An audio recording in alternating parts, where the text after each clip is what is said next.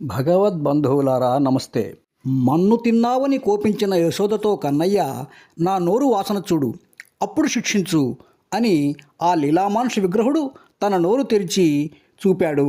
అప్పుడు తంగి కనుంగునే బాలుని ముఖమందు జలధి పర్వత వన భూగోళ శిఖి తరణి శశిదిక్పాలాదికరండమైన బ్రహ్మాండము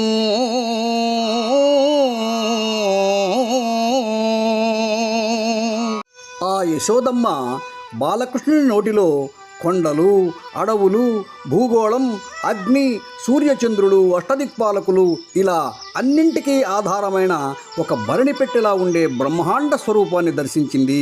ఆ దృశ్యాన్ని చూచిన యశోదమ్మ కలయో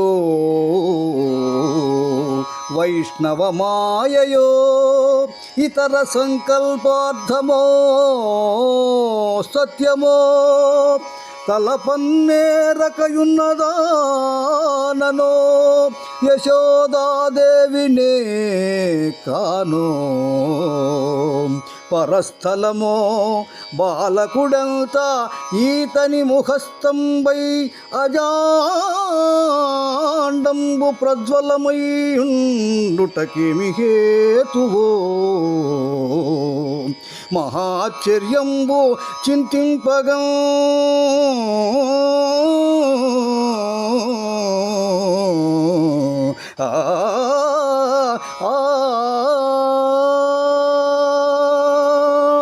నేనేమైనా కలగంటున్నానా, లేదా ఇదేమైనా వైష్ణవ మాయా?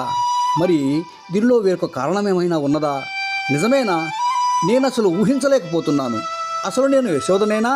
ఇది మేమున్న ప్రదేశమేనా, లేక వేరొక చోట? ఈ పసిబాలుడెక్కడా?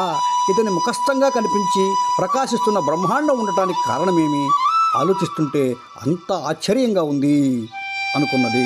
బాలమాతృడగు సలీలుని ముఖమందు విశ్వమెల్లనెట్లు వెలసియుండు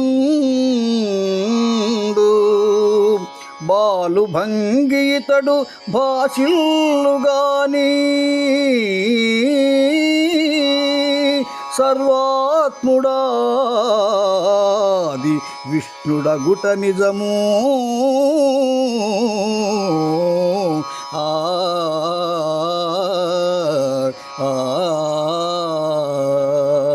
పసివాడైన ఇతనిలో సమస్త చరాచర ప్రపంచం ఎలా ఇమిడి ఉంది కనుక ఇతడు పసివాడు కాడు.